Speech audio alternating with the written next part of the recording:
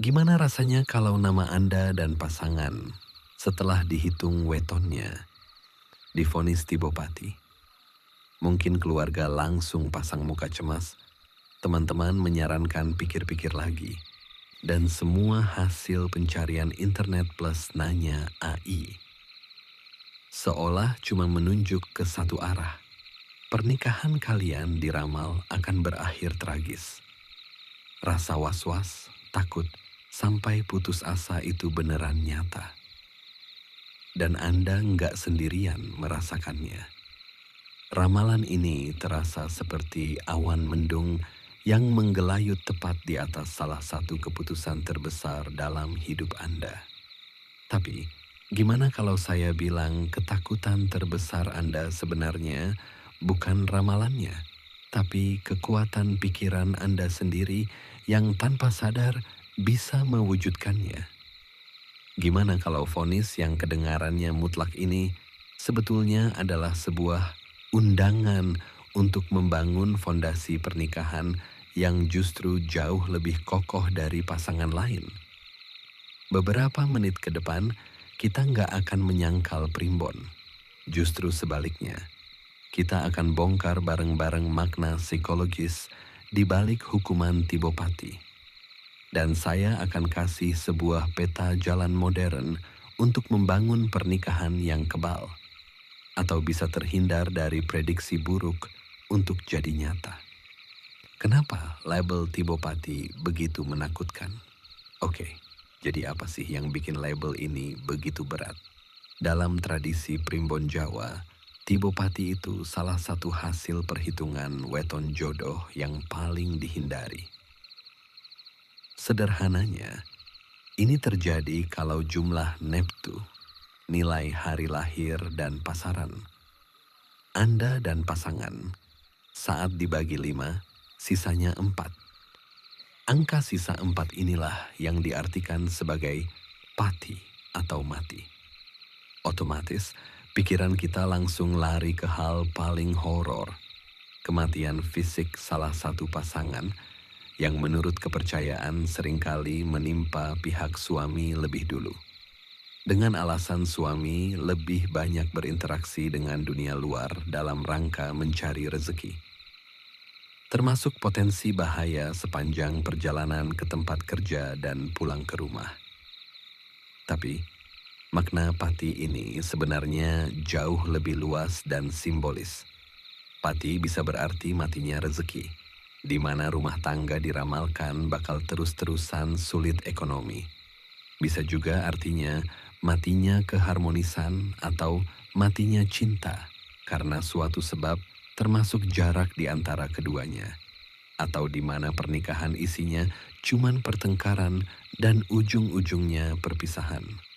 Ramalan ini terdengar seperti satu paket lengkap penderitaan, kan?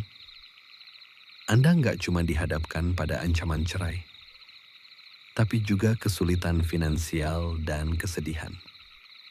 Tekanan ini makin menjadi-jadi saat keluarga atau lingkungan ikut percaya dan mengkhawatirkan ramalan ini. Bahkan sampai menyarankan pernikahan dibatalkan demi kebaikan bersama. Wajar banget kalau Anda merasa terpojok, ragu sama pilihan hati, dan mulai bertanya-tanya, apa cinta aja cukup buat melawan takdir? Di sisi lain, bagaimana jika Anda mengetahuinya justru setelah Anda telah menikah? Atau bagaimana jika di tengah pertengkaran, tanpa sengaja Anda menghitung dan mengetahui bahwa Anda dan pasangan tiba di kategori tersebut? Perasaan takut dan cemas ini adalah reaksi yang sangat manusiawi. Anda seolah diberi skenario terburuk bahkan sebelum drama pernikahan dimulai. Atau bahkan merasa sudah terlanjur pernikahan berjalan beberapa lama. Setiap masalah kecil, setiap cekcok sepele, setiap kesulitan cari kerja, tiba-tiba terasa seperti tanda-tanda kalau ramalan itu mulai jadi nyata. Nah, disinilah hukuman atau kutukan itu mulai bekerja. Bukan lewat kekuatan gaib, tapi lewat mekanisme psikologis yang sangat kuat. Sampai di sini, tetaplah bersama saya hingga selesai. Karena bisa jadi ini adalah celah kecil bercahaya yang bisa membuat Anda membukanya dengan lebih lebar lagi. Kesempatan untuk menjadi lebih baik bersama pasangan, adem ayem tentrem, hingga waktu yang sebenarnya memisahkan di usia lanjut kita. Amin. Jebakan pikiran di balik ramalan.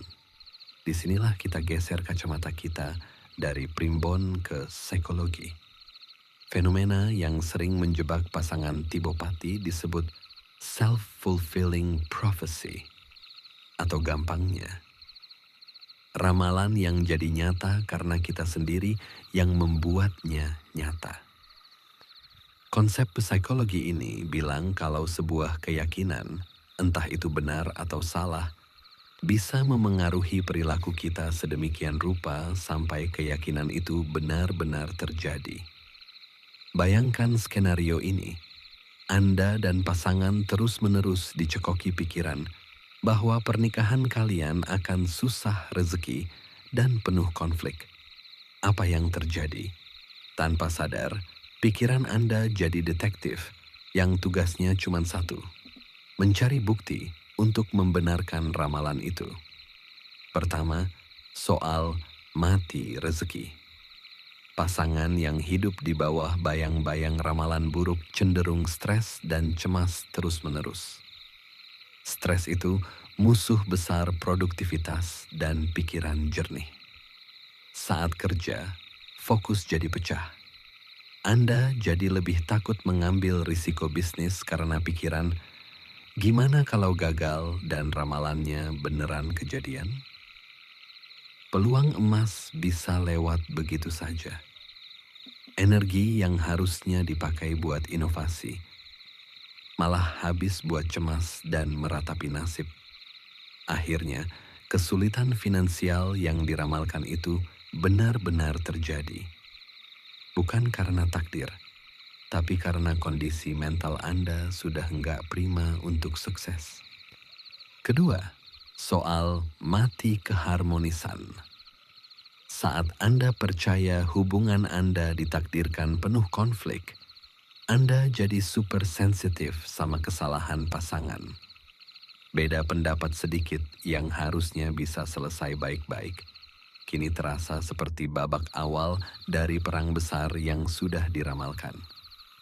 Kalian berdua jadi lebih gampang defensif, curigaan, dan akhirnya komunikasi yang jujur perlahan mati. Anda nggak lagi melihat pasangan sebagai partner, tapi sebagai calon sumber penderitaan. Label Tibopati jadi kacamata hitam yang Anda pakai setiap hari. Mengubah cara pandang Anda terhadap setiap interaksi. Keraguan dari keluarga dan teman memperburuk segalanya. Ini menciptakan lingkaran setan. Ramalan menyebabkan stres, stres merusak kinerja dan komunikasi. Kerusakan ini dianggap sebagai bukti ramalan itu benar, yang kemudian menyebabkan stres yang lebih parah lagi. Kalian berdua sebetulnya nggak sedang melawan takdir. Kalian sedang melawan sebuah skrip negatif yang tanpa sadar kalian mainkan setiap hari. Kabar baiknya, karena ini cuma skrip, Anda punya kekuatan penuh untuk menulis ulang ceritanya. Peta jalan untuk menulis ulang takdir. Mengubah nasib itu bukan soal melakukan ritual rumit untuk buang hal buruk. Ini tentang melakukan aksi-aksi psikologis yang sadar untuk mematahkan lingkaran self-fulfilling prophecy. Inilah peta jalan Anda, sebuah ritual modern yang berfokus pada kekuatan Anda berdua. Langkah 1. Ambil alih cerita hubungan kalian. Langkah pertama dan paling dasar, Rebut kembali narasi hubungan Anda. Daripada melihat Tibopati sebagai vonis akhir, coba lihat ini sebagai ujian untuk naik kelas. Pasangan yang diramal baik-baik saja mungkin nggak pernah diuji dari awal. Anda justru diberi kesempatan emas untuk membuktikan kalau kekuatan komitmen kalian jauh lebih besar dari ramalan manapun. Setiap kali pikiran negatif itu muncul, lawan dengan cerita baru. Misalnya, pikiran lama bilang, "Tuh kan, kita berantem lagi. Ini pasti gara-gara kita Tibopati." Ganti dengan narasi baru. Setiap pasangan pasti berantem. Yuk, kita pakai momen ini buat belajar cara komunikasi yang lebih baik biar fondasi kita makin kuat. Atau pikiran lama, proyek ini gagal, rezeki kita emang tersendat. Ganti dengan narasi baru, kegagalan ini pelajaran mahal. Apa yang bisa kita perbaiki? Ayo coba lagi pakai strategi beda. Mengubah narasi ini butuh latihan, tapi sangat bisa dilakukan. Banyak kisah sukses pasangan Tibopati justru karena mereka berhasil bangkit dari kesulitan dan mentalnya jadi setangguh baja. Langkah 2. Buka obrolan yang paling kalian takuti. Ketakutan soal ramalan ini seringkali jadi gajah di dalam ruangan yang nggak ada yang berani bahas. Hentikan itu. Jadwalkan waktu khusus untuk ngobrolin ketakutan ini secara terbuka, tanpa saling menyalahkan. Misalnya, daripada bilang, "Kamu tuh terlalu percaya primbon, bikin stres aja." Coba katakan, "Sayang, aku ngerasa cemas dan tertekan kalau kita terus-terusan bahas ramalan buruk ini. Aku takut ini memengaruhi cara kita mandang satu sama lain. Bisa nggak kita cari cara bareng-bareng supaya hal ini nggak mendefinisikan hubungan kita?" Dengan membuka dialog, Anda mengubah ramalan dari tembok pemisah menjadi masalah bersama yang harus dipecahkan sebagai satu tim. Akui ketakutan masing-masing, lalu buat komitmen bersama untuk tidak membiarkannya menang. Contoh dari sisi lainnya, di televisi dan sosial media sering diberitakan mengenai kejadian di jalan, terutama yang berimbas pada pengendara roda 2. Sang istri yang sebelumnya takut bisa melakukan reminder kepada suaminya untuk berkendara dengan lebih bijak dalam hal kecepatan dan menahan diri dari kebiasaan lawan arah yang beresiko tinggi bagi suaminya. Walaupun dengan alasan waktu mepet atau mutar kejauhan. Di sini istri mengungkapkan rasa takutnya sebagai pengingat yang sangat penting untuk digarisbawahi. Demi rasa sayangnya ke suaminya tersebut, demi menghindari hal buruk yang selanjutnya berimbas pada diri dan anak-anaknya juga. Langkah 3, bangun reckoning bank emotional. Fokus pada kekuatan yang sudah ada di hubungan kalian. Duduk bareng pasangan dan buat daftar konkret. Apa 5 kekuatan terbesar hubungan kita? Mungkin selera humor yang nyambung, cara kalian saling mendukung saat salah satu jatuh, kesamaan nilai hidup, atau kesabaran yang luar biasa. Daftar ini adalah penangkal energi negatif. Setiap kali ragu, lihat lagi daftar ini. Ini bukti nyata ikatan kalian, sesuatu yang lebih konkret dari sekadar hitungan neptu. Setiap interaksi positif, setiap tawa, setiap dukungan adalah setoran ke rekening bank emosional kalian. Makin besar saldonya, makin kecil dampak penarikan saat ada masalah atau pertengkaran. Langkah 4. Ciptakan ritual modern kalian sendiri.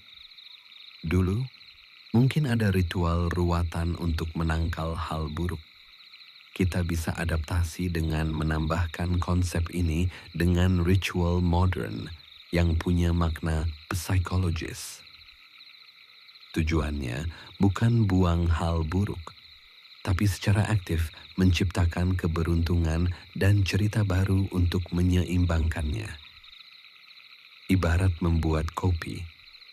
Jika Anda tidak suka rasa pahitnya, Anda boleh menambahkannya dengan ukuran tertentu sesuai aturan kesehatan. Gula putih, gula aren, atau susu misalnya. Ruwatan menurut tradisi dan tuntunan leluhur Monggo dilaksanakan, sambil dibarengi dengan ilmu yang baru agar lebih kuat. Dan sebagai penyeimbang, buat papan visi, vision board, bareng. Daripada fokus pada ramalan masa lalu, ciptakan visual masa depan yang kalian berdua inginkan. Tempel gambar rumah impian, tujuan karier, destinasi liburan. Taruh di tempat yang sering kalian lihat. Ini pengingat harian tentang apa yang kalian perjuangkan bersama. Sebuah ramalan positif yang kalian ciptakan sendiri. Mulai proyek rezeki baru. Buka rekening tabungan bersama untuk tujuan spesifik, sekecil apapun. Atau mulai bisnis sampingan bareng. Aksi ini adalah simbol perlawanan terhadap narasi mati rezeki. Kalian secara aktif menanam benih kemakmuran sendiri. Lakukan perjalanan. Mulai babak baru. Rencanakan liburan singkat ke tempat yang benar-benar baru. Anggap ini cara simbolis untuk meninggalkan energi lama dan memulai lembaran baru dengan kenangan positif. Langkah-langkah ini mengubah posisi Anda dari korban pasif takdir menjadi arsitek aktif dari pernikahan dan hidup baru Anda bersama pasangan. Penutup dan ajakan. Pada akhirnya, primbon itu adalah kearifan lokal, sebuah peta kuno yang menunjukkan potensi tantangan di depan. Tapi ingat, peta bukanlah wilayahnya. Peta cuma memberi peringatan, mungkin ada medan yang sulit. Tapi peta tidak pernah bisa menentukan apakah Anda akan berhasil melewatinya atau tidak. Tibopati bukanlah vonis mati. Anggaplah ini sebagai label peringatan, perhatian. Hubungan ini butuh usaha, komunikasi, dan ketangguhan ekstra. Jika Anda dan pasangan mau kerja keras, tantangan yang diramalkan ini justru akan menjadi api yang menempa ikatan kalian menjadi sekuat baja. Banyak yang percaya pasangan Tibopati harus jatuh dulu sebelum bisa bangkit dan meraih kesuksesan luar biasa. Jadikan ramalan ini sebagai titik nol dari kisah kebangkitan Anda. Peta jalan terkuat ada di tangan Anda berdua. Jangan pernah biarkan hitungan angka menulis akhir dari cerita cinta Anda. Penulisnya adalah Anda. Kalau video ini memberi Anda harapan baru, bagikan ke teman atau pasangan lain yang mungkin sedang berjuang dengan kecemasan yang sama. Dan sayangnya mau dengar dari Anda. Tulis di kolom komentar. Langkah konkret apa dari peta jalan tadi yang akan Anda ambil pertama kali untuk memperkuat pernikahan Anda? Mari kita saling menguatkan di sini. Semoga lisan kita dipenuhi doa yang baik, hati kita dipenuhi rasa syukur, dan langkah kita dipenuhi keberkahan. Bersama Kilondo Permadi. Wassalamualaikum warahmatullahi wabarakatuh. Salam Rahayu.